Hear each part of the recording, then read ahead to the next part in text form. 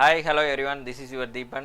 இன்னைக்கு நம்ம பார்க்க போறது enzyme and reactions. So அதனுடைய catalytic reactions எப்படி நடக்குது, அதுல என்னென்ன factors வந்து enzyme reaction-ஐ influence பண்ணுது அப்படிங்கறத பார்க்க போறோம். இது வந்து ஒரு இம்பார்ட்டன்ட்டான hot topic.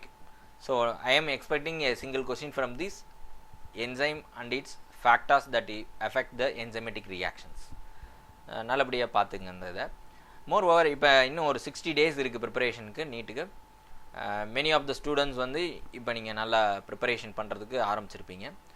இந்த ப்ரிப்பரேஷனில் I want to remind one thing. நிறைய பேர் வந்து 6 hours 7 hours வந்து படிச்சுக்கிட்டு இருக்கீங்க இன்னுமே. This is not enough. You must go for at least 12 hours per day. புரியுதா? ஒவ்வொரு சப்ஜெக்ட்டுக்கும் ஈக்குவல் இம்பார்ட்டன்ஸ் கொடுங்க. ஒரு பயாலஜியில் ஒரு சாப்டர், ஃபிசிக்ஸில் ஒரு சாப்டர், கெமிஸ்ட்ரியில் ஒரு சாப்டர் ஒரு நாளுக்கு. அப்படின்னா பார்த்தீங்கன்னா 4 hours ஈச் அப்படிங்கிறது வந்துடும். ஸோ அந்த மாதிரி வந்து ஸ்ப்ளிட் பண்ணி ப்ரிப்பரேஷனை கொண்டு போங்க. சம்டைம்ஸ் வந்து எனக்கு பத்தலை சார், நான் வந்து 2 இது பார்த்துக்கிறேன், பயாலஜி ஒன்று, ஒரு நாள் ஃபிசிக்ஸ் ஆர் கெமிஸ்ட்ரி, அதில் ஒரு சாப்டர். அதை பார்த்துட்டு ஒவ்வொரு நாளுக்கு 2 chaptersங்கிற மாதிரி வரிசையாக பார்த்துட்டு வரலாம். தெர் இஸ் எ சான்ஸ் நீங்கள் ஒரு 35 days ஃபினிஷ் பண்ணிவிட்டு திருப்பி ஒரு 25 days வந்து நம்ம நிறைய ப்ராக்டிஸ் MCQs வந்து ப்ராக்டிஸ் பண்ணும் போது it may raise you to next level. So எவ்ரிடேவே நீங்கள் வந்து ஒரு சாப்டர் பார்க்கும்போது 2 ஃபிசிக்ஸ்லேயும் பயாலஜிலையும் ஒன்று நிறைய MCQs வந்து அதில் ட்ரை பண்ணி பாருங்கள். MCQs நிறையா ட்ரை பண்ண நம்மளோட அண்டர்ஸ்டாண்டிங் வந்து அந்த பர்டிகுலர் டாபிக்ஸில் அதிகமாகும். அப்போ நிச்சயமாக மார்க்ஸ் வந்து ரைஸ் ஆகும். சில பேர் வந்து பயப்படுறாங்க, டோன்ட் பி ஃபியர். அண்ட் இன்னொரு விஷயம் என்னென்னா, நிறைய பேர் ஃபுல்லாக பயாலஜி படிக்கிறது ஒரு மாதம் பூரா, அடுத்து ஃபுல்லாக இல்லை சில பேர் என்னென்னா கெமிஸ்ட்ரியை முடிச்சிட்றேன்ட்டு கெமிஸ்ட்ரியை ஃபுல்லாக படிச்சுட்டு இருக்குது. அப்போ என்னென்னா இவங்க பயாலஜியும் தொட மாட்டாங்க, ஃபிசிக்ஸையும் தொட மாட்டாங்க ஒரு மாதமாக. அந்த மாதிரி இருக்கிறது வந்து நல்ல ப்ராக்டிஸ் கிடையாது. பார்த்தீங்கன்னா இப்போ இந்த லாக்டவுன்லேயே நீங்கள் வண்டி எடுக்காமல் ஒரு மாதம் 1.5 மாதம் கழித்து இந்த வண்டியை நீங்கள் எடுங்க, உங்களோட லெக்கு வந்து கரெக்டாக கிளச்சில் மிதிக்குதா பிரேக்கில் மிதிக்குதாங்கிறத கான்ஷியஸோடு தான் நீங்கள் பண்ண வேண்டியதாக இருக்கும்.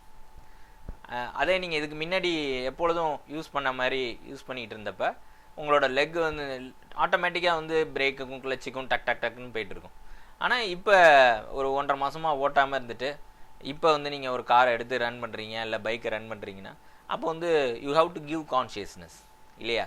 அப்போ நமக்கு பைக் எடுக்கிறதுக்கே இந்த மாதிரியான, கார் எடுக்கிறதுக்கே இந்த மாதிரியான விஷயங்கள் இருக்கும்போது நம்ம ஒரு மாதமாக ஒரு சப்ஜெக்ட்லேயே படிக்காமல் கான்டாக்ட் இல்லாமல் இருந்தோம்னா it may be difficult. So it is not the best practice. Every day நீங்கள் வந்து ஒரு சப்ஜெக்ட்லேயுமே டச் வச்சுக்கிட்டே இருக்கணும். So if you are the first to see our videos, subscribe பண்ணிங்க, கூடவே இருக்கக்கூடிய பெல் பட்டனை வந்து ப்ரெஸ் பண்ணிங்க. ஆன்லைன் நீட் பயாலஜி கோர்ஸ் நம்ம இதில் ரன் பண்ணிகிட்டு இருக்கோம். ஸோ 2020 அதுக்கான கோர்ஸ் வந்து ரன் ஆகிட்டு இருக்கு. 2021 2022 டார்கெட் வச்சு படிக்கிறவங்க if you want to join you can send the message to this number 737305514. இப்போ induced fit theory, enzymatic reactions அப்படிங்கும்போது என்சைம் ஆக்சுவலாக ரியாக்டன்ட் அல்லது சப்ஸ்டேட்டோட பைண்ட் ஆகி enzyme substrate complex, here this is enzyme, this is a substrate or reactant. ரியாக்டன்ட்டோட join ஆகி enzyme substrate complex வந்து form ஆகுது. Here you can see. Form ஆன பிறகு பார்த்திங்கன்னா 2 குரூப் இருக்குது என்சைமில். ஒன்று பட்ரஸிங் குரூப்னு பேர், இன்னொன்று கெட்டலைட்டிக் குரூப்னு சொல்லுவோம். இது என்ன பண்ணுன்னா, ஃபஸ்ட் குரூப் வந்து சப்ஸ்டேட்டை நல்லா பிடிச்சிக்கும், என்சைமோட அட்டாச் ஆகி இறுக்கி பிடிச்சிக்கும் போக விடாத மாதிரி. அதுக்கப்புறம் என்சைமில் ஒரு கன்ஃபர்மேஷனல் சேஞ்சஸ் வந்து நடக்கும், ஒரு கன்ஃபர்மேஷனல் ஸ்ட்ரக்சுரல் சேஞ்சஸ் என்சைமில் நடக்கும். அதுக்கு அந்த ஸ்ட்ரக்சுரல் சேஞ்சஸை முன்னிட்டு அதன் மூலமாக என்ன பண்ணோன்னா it will weaken the bonds which are present in the substrate. ரியாக்டன்ட்டில் இருக்கக்கூடிய பாண்ட்ஸை நல்லா வீக்கன் பண்ணி விட்டுரும் இந்த என்சைம். அப்படி கன்ஃபர்மேஷனல் சேஞ்ச் ஆனோன்னே அந்த சப்ஸ்டேட்டை பைண்ட் ஆகிட்டு அப்போ என்ன ஆகும்னா some of the electrophilic nucleophilic ஃபோர்ஸஸை யூஸ் பண்ணி அங்கே இருக்கக்கூடிய இந்த சப்ஸ்டேட்டில் அல்லது ரியாக்டன்ட்டில் இருக்கக்கூடிய பாண்ட்ஸை வீக்கன் பண்ணி அப்படி உடையிற மாதிரி பண்ணிடும். ஸோ அந்த மாதிரி வீக்கன் பண்ணி as a result it will results in the formation of the product. இப்படி தான் உங்களுக்கு ப்ராடக்ட் வந்து ஃபார்ம் ஆகும். அல்டிமேட்டாக என்சைமும் ப்ராடக்ட்டும் ஸ்ப்ளிட் ஆகி தனித்தனியாக வந்துடும். ஸோ இப்படி தான் வந்து ஒரு என்சைம் கெட்டலைஸ்டு ரியாக்ஷன் வந்து நடக்குது. ஒரு சப்ஸ்டேட்லேருந்து ப்ராடக்ட் வந்து ஃபார்ம் ஆகுது. இதுக்கு பேர் நம்ம என்ன சொல்லுவோம்னா இன்டியூஸ்டு ஃபிட் தியரி அப்படின்னு சொல்லுவாங்க. சரி சார், இப்போ இதில் இன்னொரு கான்செப்ட் நீங்கள் தெரிஞ்சுக்க வேண்டியது இருக்குது, ஆக்டிவேஷன் எனர்ஜின்னு. இதில் அடிக்கடி கொஷின்ஸ் கேட்டுட்ருக்காங்க. ஆக்டிவேஷன் எனர்ஜி அப்படின்னா என்ன சார் அப்படிங்கிறத பார்க்குறதுக்கு முன்னாடி, here this is potential energy Y ஆக்சிஸில், எக்ஸ் ஆக்சிஸில் ப்ராக்ரஸ், ரியாக்ஷன் வந்து ப்ராக்ரஸ் ஆகிறது, வேறு ஒன்றும் இல்லை. இப்போ ஒரு ரியாக்ஷன் நடந்துகிட்டு இருக்குன்னா அதை அப்படியே நடந்துக்கிட்டு இருக்கும் போது ரியாக்டன்ட் என்னவாகும், it will be converted into the product இல்லையா. இப்போ ரியாக்டன்ஸ் யார் ரியாக்டன்ட்டோ, it will here you can see two things. இது ஒன்று, இது ரெண்டு. இந்த ஒன்று என்னென்னா, என்சைம் இல்லாமல் ஒரு ரியாக்டன்ட் வந்து ப்ராடக்ட் ஃபார்ம் பண்ணுறப்ப என்ன ஆகும் அப்படிங்கிறத இல்லஸ்ட்ரேட் பண்ணி காமிச்சிருக்காங்க. போய் பெரிய energy level. So this is potential energy, right. இப்போ பார்த்தீங்கன்னா ரியாக்டன்ட்டோட அந்த டிரான்சிஷன் ஸ்டேட்டுன்னு சொல்லுவாங்க. அதாவது ரியாக்டன்ட்லேருந்து டேரெக்டாக ப்ராடக்ட் வந்து ஃபார்ம் ஆகாது, இடையில வந்து இன்டர்மீடியேட் ஸ்ட்ரக்சுரல் ஸ்டேட் வந்து ஃபார்ம் பண்ணும். சில ஸ்ட்ரக்சர்ஸ் வந்து இன்டர்மீடியேட் ஸ்ட்ரக்சர்ஸ்ன்னு சொல்லுவோம். அந்த மாதிரி ஃபார்ம் பண்ணி அது ஒரு ஹையர் எனர்ஜி லெவலில் இருக்கும். ஆனால் டெம்பரவரியாக அது பெரிய ஹை எனர்ஜிக்கு போயிட்டு அப்புறம் திருப்பி கீழே வந்துடும் பொத்துன்னு. ஸோ ஆஸ் எ ரிசல்ட் அந்த ஸ்டேபிளான ஒரு ஸ்ட்ரக்சர் அப்படிங்கும் போது அதுக்கு ஒரு கன்சிஸ்டன்ட் எனர்ஜி இருக்கும். ரியாக்டண்ட்டாக இருக்கட்டும், ப்ராடக்டாக இருக்கட்டும், அதுக்கெல்லாம் ஒரு ஸ்டேபிள் எனர்ஜி இருக்குது. ஆனால் இந்த டிரான்சிஷன் ஸ்டேட்டுன்னு நீங்கள் பார்க்குறீங்க இல்லையா, இன்டர்மீடியேட் ஸ்ட்ரக்சுரல் ஸ்டேட், அதுக்கு வந்து ஒரு ஸ்டேபிளான எனர்ஜி கிடையாது. ஸோ டெம்பரவரியாக அப்படி மேலே ஏறிட்டு திருப்பி என்னென்னா ஸ்டேபிள் ப்ராடக்டை வந்து ஃபார்ம் பண்ணிடும், ஸ்டேபிள் எனர்ஜி கொண்ட அந்த ப்ராடக்ட் ஸ்ட்ரக்சரை வந்து ஃபார்ம் பண்ணிடும். ஸோ அது வரைக்கும் அப்போ ரெண்டு டிஃப்ரெண்ட்டாக நம்ம பார்க்குறோம் ரியாக்ஷனை. ஒன்று என்சைம் வச்சு நடக்கக்கூடிய ரியாக்ஷன் ஒன்று, வித்தவுட் என்சைம் என்னென்னா வித் என்சைம் என்னென்னா செகண்ட். இதில் நீங்கள் ஒரு விஷயத்தை நீங்கள் இந்த டயக்ராமில் அப்சர்வ் பண்ண முடியும். Without enzyme reaction, without enzyme அப்படின்னா அந்த ரியாக்ஷனில் டிரான்சிஷன் ஸ்டேட்டோட எனர்ஜி ரொம்பவே ஹையாக போகிறத நம்ம வந்து அப்சர்வ் பண்ண முடியுது இல்லையா. அதே நீங்கள் வித் என்சைம் கவனிங்க, திஸ் க்ரீன் கலரில் மென்ஷன் பண்ணியிருக்கோம்ல, அதுதான் வித் என்சைம். அதோடத பாருங்கள், இதோட எனர்ஜி லெவல் பார்த்துங்க, டிரான்சிஷன் ஸ்டேட்னு சொல்லக்கூடிய இந்த இன்டர்மீடியேட் ஸ்டேட் அது வந்து ரொம்பவே அதிகமாக போகாமல் கம்மி பண்ணி சீக்கிரமாக எடுத்துகிட்டு வந்து ப்ராடக்டை கொடுக்குறத நம்ம பார்க்க முடியுது. அப்போ என்ன பண்ணுது இந்த என்சைம் அப்படின்னா, ஸோ வேகமாக ரியாக்டண்ட்டை ப்ராடக்டாக கன்வெர்ட் பண்ணுறதுக்கு ஹெல்ப் பண்ணுது. இதில் நம்ம அப்சர்வ் பண்ணுறது, ஏன்னா இன்டர்மீடியேட் ஸ்ட்ரக்சர் வந்து ஸ்டேட் வந்து நிறைய ஃபார்ம் ஆகாமல் ரியாக்டண்ட்டை கொஞ்சம் ஸ்பீடப் பண்ணி ப்ராடக்ட் ஃபார்ம் பண்ணுறதுக்கு ஹெல்ப் பண்ணுது இந்த என்சைம். அதுதான் இந்த கெட்டலைசிஸ். ஓகேவா. ஸோ இதில் ஒரு கான்செப்ட் சொல்லுவாங்க, இந்த ரியாக்டண்ட்டோட எனர்ஜிக்கும் அந்த டிரான்சிஷன் எனர்ஜி இருக்குல்ல, transition state, intermediate structural state product form பண்ணுறதுக்கு முன்னாடி, அதுக்கும் இடையில இருக்கக்கூடிய இந்த எனர்ஜி லெவல் இருக்குது பார்த்தீங்களா. Here you can see the difference between the reactant and the in transition state. அந்த ஸ்ட்ரக்சுரல் ஸ்டேட்டுக்கு இடையில இருக்கக்கூடிய எனர்ஜி லெவல், அந்த இதை வந்து இவங்க மார்க் பண்ணுறாங்க. So uncatalysed reaction without enzyme, catalysed reaction with enzyme நம்ம இங்கே பார்க்கக்கூடியது. இது ரெண்டுத்துக்குமான டிஃபரன்ஸ் இருக்கு இல்லையா. ஸோ இதுதான் அதோட டிஃபரன்ஸ் இல்லையா. ஃபுல்லாக இருக்கிறது வந்து வித்தவுட் என்சைம், வித் என்சைம் வந்து இந்த சின்னது. அப்போ இடையில இருக்கக்கூடிய இந்த டைமிங் வந்து இந்த இவ்வளோ ஸ்ட்ரக்சரல் சேஞ்சஸ் வந்து என்ன ஆகும்னா என்சைம் யூஸ் பண்ணும் போது குறைஞ்சிரும் இல்லையா. அதை தான் நம்ம என்ன சொல்கிறோம்னா ஆக்டிவேஷன் எனர்ஜி அப்படின்னு நம்ம சொல்கிறோம்.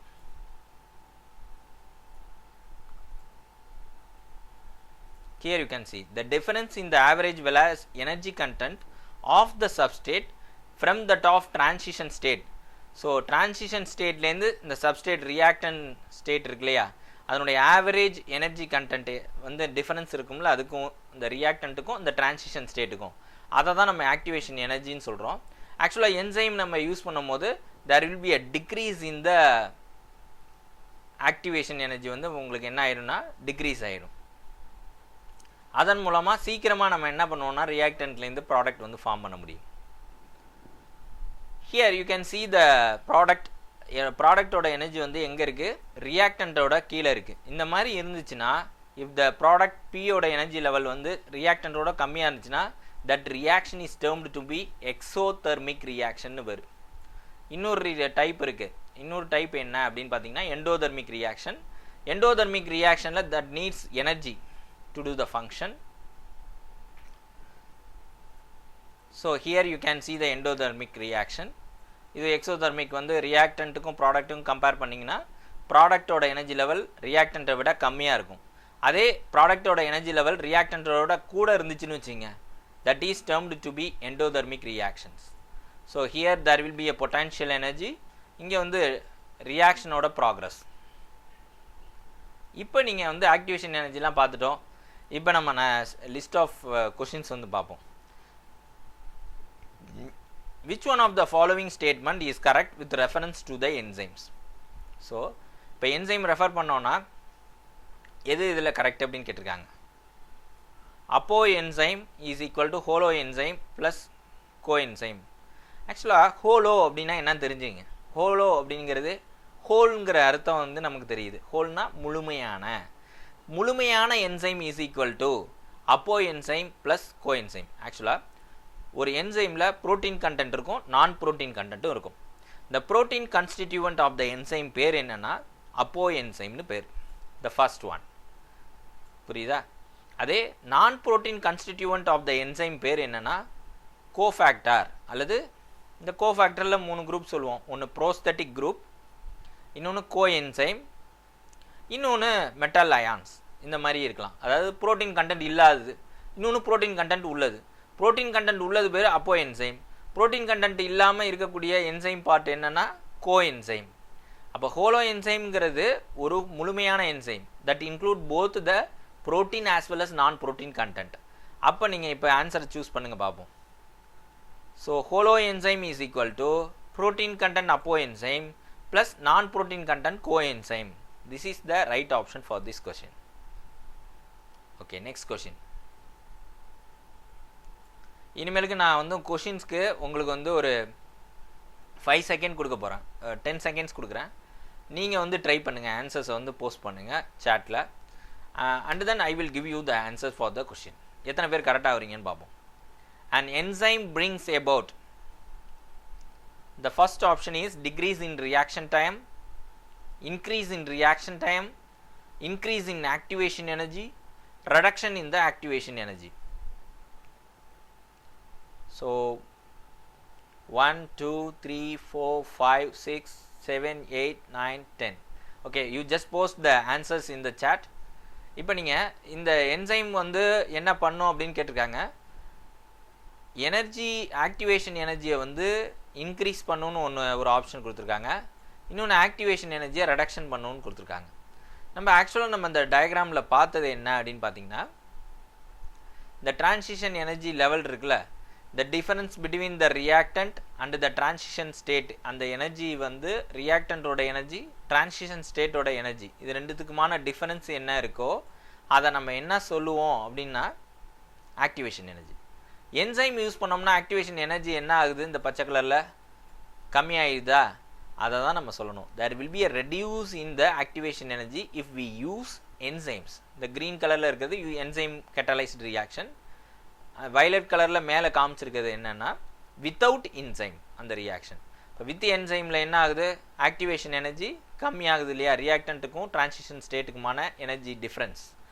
ஸோ அப்போ என்ன நடக்குதுன்னா there will be a reduce in the activation energy.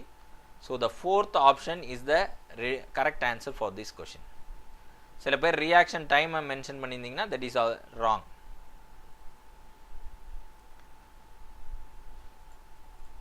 Next question. Enzyme enhance the rate of reaction by forming a reactant product complex, changing the equilibrium point of reaction. Third option, combining the product as soon as it is formed, lowering the activation energy of the reaction. எப்படி வந்து ஒரு enzyme வந்து அதனுடைய speed, ரேட்டுனா ஒன்றும் இல்லை, வேகம், rate of reaction, ஒரு அந்த ரியாக்ஷனுடைய வேகம் வெலாசிட்டியை வந்து எப்படி என்ஹான்ஸ் பண்ணும் அப்படிங்கிறத பார்த்தோம், கேட்குறாங்க அவங்க. How it increase the rate of reaction. So 1 2 3 4 5 நீங்கள் ஆன்சர் பண்ணியிருக்கலாம் நேரம். லெட் அஸ் see எத்தனை பேர் கரெக்ட் பண்ணியிருக்கீங்கன்னு பார்ப்போம். The answer is lowering the activation energy of the reaction. The same concept. நீங்கள் இப்போ ஆக்டிவேஷன் எனர்ஜியை நம்ம கம்மி பண்ணுறது மூலமாக நீங்கள் என்ன பண்ணலாம், reaction rate of the reaction, velocity of the reaction நம்ம enhance பண்ண முடியும். So the fourth option is the right one for this question. Next question, which one of the following describes the given graph? So A அப்படிங்கிறது activation energy with catalyzed reaction அப்படின்னா என்ன அர்த்தம்னா with enzyme னு அர்த்தம். இது வந்து activation energy of uncatalyzed reaction without enzyme.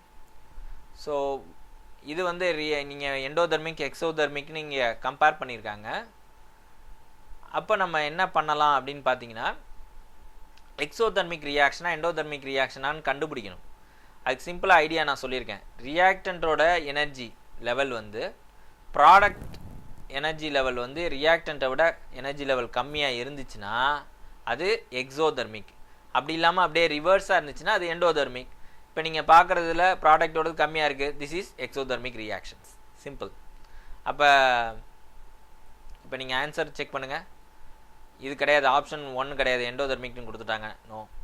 ரெண்டாவது பாருங்கள், exothermic reaction with energy A, இந்த எனர்ஜினா ஏ, அது வந்து வித் என்சைம், என்சைமோட இருக்குது, in presence of enzyme, and B in options of enzyme. This is correct. இதே நீங்கள் எக்ஸோதெர்மிக் 4வது ஆப்ஷனும் எக்ஸோதெர்மிக் தான் கொடுத்துருக்காங்க, அதை படித்து பாருங்கள். Exothermic reaction with energy a in options of enzyme. Options of என்சைமில் வந்து எனர்ஜி லெவல் டிரான்சிஷன் ஸ்டேட்டுன்னு சொல்லுவோம். அதை இந்த டிரான்சிஷன் ஸ்டேட் வந்து ரியாக்டன்ட் டு ப்ராடக்ட் கன்வர்ஷன் பண்ணும்போது என்சைமாக இருந்துச்சுன்னா அந்த பச்சை கலரில் இருக்கிறது செல்லுபடி ஆகும். அப்போ என்ன ஆகும்னா ஆக்டிவேஷன் எனர்ஜி வந்து கம்மி ஆகிடும். ரெடக்ஷன் இந்த ஆக்டிவேஷன் எனர்ஜி என்சைம் யூஸ் பண்ணோம்னா ரேட் ஆஃப் ரியாக்ஷன் என்ஹான்ஸ் ஆகும்.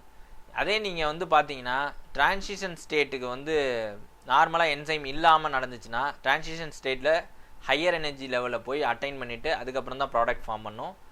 ஸோ அந்த மாதிரி நடக்கிறது தான் வந்து பி ஆப்ஷன். இங்கே வந்து அப்படியே ரிவர்ஸ் பண்ணி கொடுத்துருக்காங்க. So 4th option is not the answer for this question. Next question. So students, you just answer the question. Transition state structure of substrate formed during enzymatic reaction is. இப்போ நம்ம பார்த்தது எல்லாமே ஒரே ஒரு கான்செப்ட் தான், இந்த ஆக்டிவேஷன் எனர்ஜியை சுற்றி தான். ஈஸியாக நீங்கள் பண்ணலாம். ஆன்சர் பண்ணி இப்போ யார் யார் கரெக்டாக பண்ணியிருக்கீங்கன்னு பார்ப்போம். let us take transition structure state structure of the substrate. எப்போ வந்து எப்படி இருக்கும் அப்படின்னு பார்த்தீங்கன்னா டெம்பரவரி. ஓகேவா, டெம்பரவரிங்கிறதுக்கு நேம் என்னென்னா டிரான்சியன்ட்னு பேர். அப்போ 1 or 3rd ஆப்ஷன். அது வந்து ஸ்டேபிளா அப்படின்னா, ஸ்டேபிள்னா அப்படியே காம்பவுண்ட் வந்து ஸ்ட்ரக்சர் வந்து எனர்ஜி லெவல் மாற வேண்டிய அவசியம் கிடையாது. இட் இஸ் அன்ஸ்டேபிள், அதனால தான் மாறுது. So the 3rd option transient and unstable is the right answer for this question. யாரெல்லாம் கரெக்ட் பண்ணியிருக்கீங்களோ அவங்க மென்ஷன் பண்ணுங்கள் சேட்டில். Next question. The essential chemical component of the many coenzymes. நிறைய coenzymeோட essential component என்ன? Proteins, nucleic acids, carbohydrate, vitamins. What is the right answer for this question? 1, 2, 3, 4, 5. So vitamins is the right answer. Actually நிறைய நீங்கள் coenzymeங்கிறது non protein content of the holo enzyme. இந்த holo என்சைமில் non protein கண்டென்ட்டாக coenzyme அப்படின்னு நம்ம சொல்லுவோம். இது டெம்பரவரியாக என்சைமோட attach ஆகி இந்த கெட்டலைஸ் பண்ணுறப்ப மட்டும் அட்டாச் ஆகி ரியாக்ஷனுக்கு இது பண்ணும். அதில் மெயினான கெமிக்கல் காம்பனண்ட் எதுனா விட்டமின்ஸ். நம்ம சொல்லக்கூடிய நயாசின் அப்படின்னு சொல்கிறோம்ல, நிக்கோட்டின் அடினைன் டைநியூக்ளியோடைடு அப்படின்னு சொல்லக்கூடிய NAD+, அது வந்து ஆக்சுவலாக என்னென்னா கோஎன்சைமாக ஒர்க் ஆகும். இதில் யார் இருக்கா அப்படின்னு பார்த்தீங்கன்னா நிக்கோட்டினாமைடு, அந்த இதில் வந்து நயாசின் அப்படின்னு சொல்லக்கூடிய விட்டமின் B3 வந்து இருக்கும். ஸோ மேஜர் கான்ஸ்டியூவன்ஸ் வந்து கோஎன்சைம்ஸில் நிறைய இதில் அப்சர்வ் பண்ணோம்னா we can see vitamins. The 4th option is the right one. Next question. Which of the following statement regarding enzyme inhibition is correct? இப்போ வந்து இன்ஹிபிஷனுக்கு போயிட்டோம், இன்ஹிபிட்டாஸ். இதில் காம்படிட்டிவ் நான் காம்படிட்டிவ்னு இருக்குது. இந்த காம்படிட்டிவ் இன்ஹிபிஷன் அப்படிங்கிறது என்ன அப்படின்னு பார்த்தீங்கன்னா என்சைமோட சப்ஸ்டேட் வந்து பைண்ட் ஆகும் இல்லையா. This is substate, blue coloured ஒன்று. இது வந்து என்சைம். அதுக்கு பதிலாக இன்ஹிபிட்டாருங்கிறது என்னென்னா தடுக்கிறது. என்சைம் வந்து சப்ஸ்டேட்டோட பைண்ட் ஆனிச்சுன்னா காம்ப்ளெக்ஸ் ஃபார்ம் பண்ணி என்சைம் சப்ஸ்ட்ரேட் காம்ப்ளெக்ஸ் ஃபார்ம் பண்ணி ப்ராடக்ட் ஃபார்ம் ஆகிடும், ரியாக்ஷன் நடந்துடும். அதை நடக்க விடாமல் நிறுத்துறதுக்கு யூஸ் ஆகக்கூடிய கெமிக்கல் தான் இன்ஹிபிட்டார். ஸோ காம்படிட்டிவ் இன்ஹிபிட்டார்னா என்னென்னா, இது காம்படிட் பண்ணும் யாரோடனா சப்ஸ்ட்ரேட்டோட. எதுக்கு அப்படின்னா என்சைமோட ஆக்டிவ் சைட்டுன்னு சொல்லுவோம்ல, அந்த சப்ஸ்ட்ரேட் பைண்டிங் சைட், அதோட சப்ஸ்ட்ரேட்டை விட இன்ஹிபிட்டர் போய் பைண்ட் ஆயிடும். ஸோ அந்த மாதிரி இருக்கக்கூடிய விஷயம் தான் காம்படிட்டிவ் இன்ஹிபிட்டார். இது சப்ஸ்ட்ரேட்டோட காம்படிட் பண்ணிவிட்டு இன்ஹிபிட்டார் போய் அதில் பைண்ட் ஆயிடுச்சுன்னா சப்ஸ்ட்ரேட் பைண்ட் பண்ண முடியாது. ஆஸ் எ ரிசல்ட் அந்த ரியாக்ஷன் நடக்க முடியாமல் நிறுத்தி வைக்கப்படும். அதான் காம்படிட்டிவ் இன்ஹிபிட்டார். இதை ரிவர்ஸ் பண்ணணும்னா அதிகமான சப்ஸ்ட்ரேட்டை இன்ஹிபிட்டரை விட அதிகமான சப்ஸ்ட்ரேட்டை நம்ம ஆட் பண்ணும் பட்சத்தில் அந்த பர்டிகுலர் இதில் வெசலில் அல்லது ஒரு டியூப்பில் அப்படி நம்ம சப்ஸ்ட்ரேட்டை அதிகப்படுத்தணும் அப்படின்னா அந்த ரிவர்சிபிள் அது அந்த காம்படிட்டிவ் இன்ஹிபிட்டர் ப்ராசஸ் வந்து ரிவர்ஸ் பண்ண முடியும். அப்படின்னா என்ன அர்த்தம்னா enzyme will release the inhibitor. ரெண்டாவது ஆப்ஷனை பாருங்கள். இப்போ இந்த பைண்டான இன்ஹிபிட்டர் என்ன ஆயிடுச்சு, ரிலீஸ் ஆயிடுச்சு. ஆனால் சப்ஸ்ட்ரேட் வந்து என்ன ஆயிடுச்சு, பைண்ட் ஆயிடுச்சு. எப்போனா there will be more substrate molecules. அப்போ இன்க்ரீஸ் பண்ணோன்னா சப்ஸ்ட்ரேட்டோட கான்சன்ட்ரேஷனை நம்ம இந்த இன்ஹிபிஷனை வந்து காம்படிட்டிவ் இன்ஹிபிஷனை ரிவர்ஸ் பண்ண முடியும். இப்போ நீங்கள் கொஸ்டினுக்கான ஆன்சர் பாருங்கள். Which one of the following statement regarding enzyme inhibition is correct? Competitive inhibition is seen when a substrate competes with an enzyme for binding to an inhibitor. இன்ஹிபிட்டரோட பைண்ட் ஆகிறதுக்கு என்சைமும் சப்ஸ்ட்ரேட்டும் வந்து காம்படிஷனில் இருக்கான். ஆக்சுவலாக இன்ஹிபிட்டரும் சப்ஸ்ட்ரேட்டும் தான் என்சைமோட பைண்ட் ஆகிறதுக்கு காம்படிஷனில் இருக்கும். இதை அப்படியே மாற்றி உல்ட்டாவாக கொடுத்துருக்காங்க. So it is wrong. Next option, competitive inhibition is seen when the substrate and inhibitor compete. இது correct for the active site of the enzyme. So என்சைமோட பைண்ட் ஆகிறதுக்கு சப்ஸ்ட்ரேட்டும் இன்ஹிபிட்டரும் தான் காம்படிஷனில் இருக்காங்களோ இல்லைய, என்சைமும் சப்ஸ்ட்ரேட்டும் காம்படிட் ஆகலை இன்ஹிபிட்டரோட பைண்ட் ஆகிறதுக்கு. கரெக்டாக? அப்போ this is the right answer for this question. Next இதை பாருங்கள். Non competitive inhibition of an enzyme can be overcome by adding large amount of substrate. இது large amount of substrate add பண்ணுறது மூலமாக reverse பண்ணுறது எதுலன்னா competitive இன்ஹிபிஷனில் தான், நான் காம்படிட்டிவில் கிடையாது. Non competitive inhibitors often bind to the enzyme irreversibly. இது வந்து ராங் ஸ்டேட்மெண்ட்.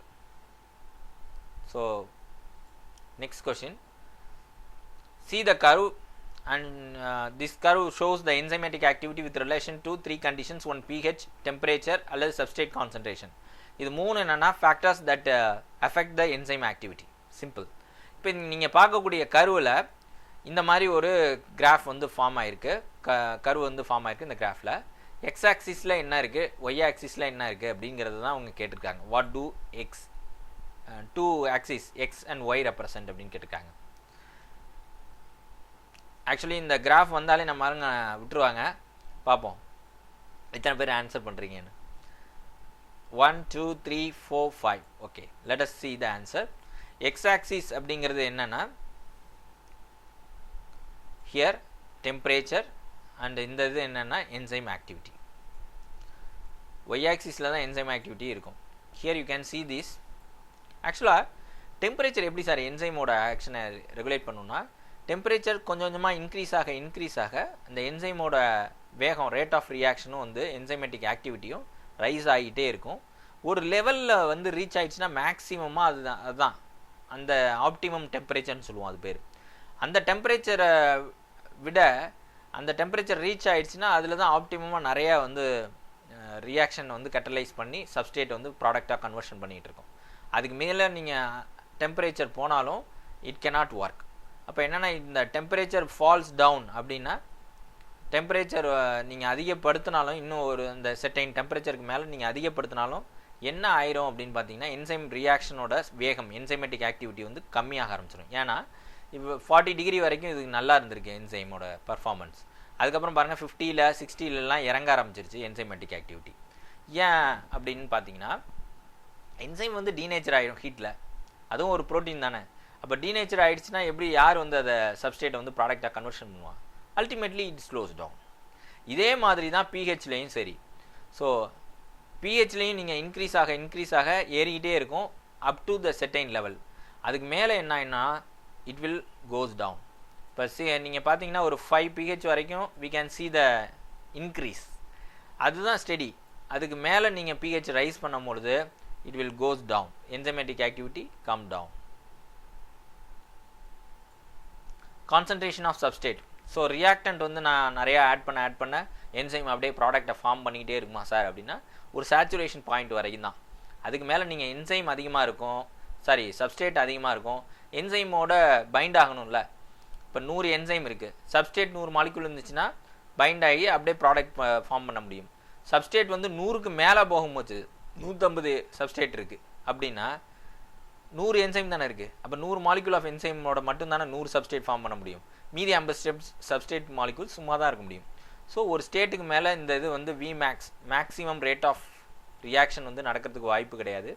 ஸோ இன்க்ரீஸ் பண்ணிக்கிட்டே இருக்காங்க சப்ஸ்ட்ரேட்டோட லெவலை, ரியாக்டண்ட்டை. அப்போ என்சைம் வந்து கன்வெர்ட் பண்ணிக்கிட்டே இருக்குது, ஸ்பீட் ஆகிட்டே இருக்குது அப் டு செர்டைன் லெவல். இந்த லெவலுக்கு மேலே பார்த்தீங்கன்னா அப்படியே கிராஜுவலாக அப்படியே ஸ்ட்ரைட்டாக போயிட்டு இருக்குது. அப்போனா மேக்ஸிமம் வெலாசிட்டி வந்து அந்த வெலாசிட்டி மட்டும்தான். அதுக்கு மேலே நீங்கள் எவ்வளோ சப்ஸ்ட்ரேட் ஆட் பண்ணாலும் சரி அது வந்து அந்த இதை மட்டும்தான் பண்ண முடியும். Because saturation point, enzyme substrate saturation point reach ஆயிடுச்சு. Here we can see the Vmax by 2. அந்த Vmax அப்படிங்கிறது என்னென்னா velocity of the reaction divided by 2ல் பார்க்கும்போது வி கேன் அதில் பிளாட் பண்ணிங்கன்னா அதுக்கு நேராக எவ்வளோ சப்ஸ்ட்ரேட் கான்சன்ட்ரேஷன் இருக்கோ அதை மார்க் பண்ணுவாங்க. இது வேறு மைக்கேலிஸ் மென்டன் கான்ஸ்டன்ட்னு பேர், Km value. So here you can see the concentration of the substrate for ரெண்டு விஷயம் நம்ம படித்தோம்ல, காம்படிட்டிவ் இன்ஹிபிட்டர்னு ஒன்று பார்த்தோம், நான் காம்படிட்டிவ் இன்ஹிபிட்டர்னு பார்த்தோம். அப்போ இந்த சப்ஸ்ட்ரேட்டோட கான்சன்ட்ரேஷன் நார்மலாக நீங்கள் பார்க்கக்கூடிய இந்த ப்ளூ கலரில் இந்த மாதிரி ஃபார்ம் பண்ணோம். பட் ஃபார் காம்படிட்டிவ் இன்ஹிபிட்டர் இருந்துச்சு அப்படின்னா you can see this orange colour, orange yellow கலரில் இருக்கு இல்லையா, இந்த மாதிரி வரும், கொஞ்சம் கீழே இறங்கி ஃபார்ம் பண்ணோம். அதே காம்படிட்டிவ் இன்ஹிபிட்டர் இல்லை, நான் காம்படிட்டிவ் இன்ஹிபிட்டர்னால் மேலேயே போகாது Vmaxே. பார்த்தீங்கன்னா இந்த ஆஃப் Vmaxக்கும் கீழே தான் வந்து உங்களுக்கு நான் காம்படிட்டிவ் இன்ஹிபிட்டரில் கிராஃப் வரும். சப்ஸ்ட்ரேட் இன்க்ரீஸ் பண்ணாலும் அவ்வளோதான் வந்து அதனுடைய product formation capacity. So what is feedback inhibition of enzymatic reaction? அது வந்து அப்படின்னா ஒன்றும் இல்லை, ஒரு ரியாக்டன்ட் இருக்குது, ரியாக்டன்ட் வந்து என்சைம் வந்து ரியாக்டன்ட் ஆர் சப்ஸ்ட்ரேட், என்சைம் வந்து கட்டலைஸ் பண்ணுது, as a result you will get the product. If the product is more, நிறைய ப்ராடக்ட் வந்து ஃபார்ம் ஆயிடுச்சுன்னா it will induce the enzyme to stop the conversion of reactant into product. Simple.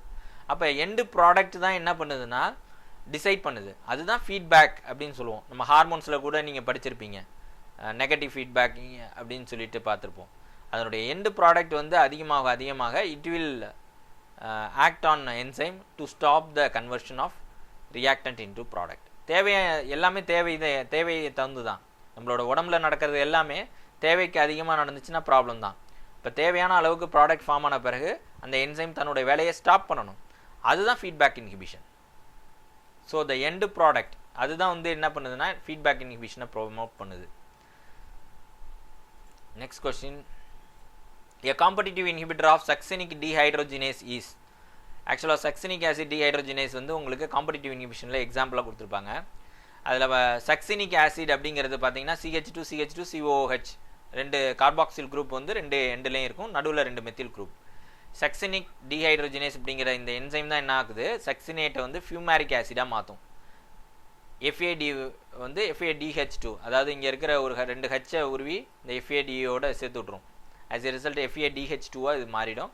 அதனால் இங்கே 2 H கம்மியாயிரும், அது வந்து ஃபியூமாரிக் ஆசிட்னு சொல்லுவாங்க. இதில் இந்த என்சைம் வந்து சக்சினேட் டிஹைட்ரோஜினேஸ், சக்சினிக் ஆசிட் தான் வந்து இதில் ரியாக்டன்ட் அல்லது சப்ஸ்ட்ரேட் அப்படின்னு நம்ம சொல்லலாம். இந்த சக்சினேட் வந்து ஸ்ட்ரக்சுரல் சிமிலாரிட்டி வந்து மெலனேட் அப்படிங்கிற ஆசிடோட மெலோனேட் அப்படிங்கிற ஆசிடும் சக்சினேட்டும் ஸ்ட்ரக்சுரல் சிமிலாரிட்டி கொண்டது. இங்கே என்ன ஆகுதுன்னா மெலோனேட் வந்து ஒரு காம்படிட்டிவ் இன்ஹிபிட்டராக இந்த சக்சினேட் டீஹைட்ரஜினேஸோட போய் பைண்ட் ஆகிடுது என்சைமோட. ஆஸ் ஏ ரிசல்ட் சக்சினேட் வந்து அதோட பைண்ட் ஆகாமல் தடுக்குது. அந்த மாதிரி இன்ஹிபிட் பண்ணக்கூடிய காம்படிட்டிவ் இன்ஹிபிஷன் வந்து நடக்கும். ஸோ இது வந்து பார்த்திங்கன்னா கண்ட்ரோல் ஆஃப் பாக்டீரியல் பேத்தஜன்ஸ்க்கு வந்து இந்த மாதிரி நிறைய காம்படிட்டிவ் இன்ஹிபிஷனை யூஸ் பண்ணுறாங்க. அப்போ எது வந்து இன்ஹிபிட்டர் ஆஃப் சக்சினிக் ஆசிட்னா மெலோனேட், த ஃபர்ஸ்ட் திங். இதோட ஸ்ட்ரக்சர் பார்த்திங்கன்னா இங்கே 2 CH2COOH மேலேயும் கீழேயும் இருக்குல்ல, அங்கே ஒரே ஒரு CH2 இருக்கும், ஆனால் ரெண்டோட எண்டுலேயும் COOHன்னு இருக்கும். ஸோ அது மாதிரி ஸ்ட்ரக்சர் இருக்கிறதுனால இந்த என்சைம் பைண்டிங், என்சைமும் சப்ஸ்ட்ரேட்டும் பைண்ட் ஆகக்கூடிய ஆக்டிவ் சைட் வந்து இதுக்கு ப்ராபபிளாக ஃபிட் ஆகிற மாதிரி இருந்திருக்கு. அதனால தான் இது இன்ஹிபிட்டர் வந்து அந்த சப்ஸ்ட்ரேட்டை தாண்டி அது போய் பைண்ட் ஆகிருக்கு. ஸோ சக்சினேட்டுக்கு எது காம்படிட்டிவ் இன்ஹிபிட்டர்னா malonate. Thank you. See you next video. Thank you.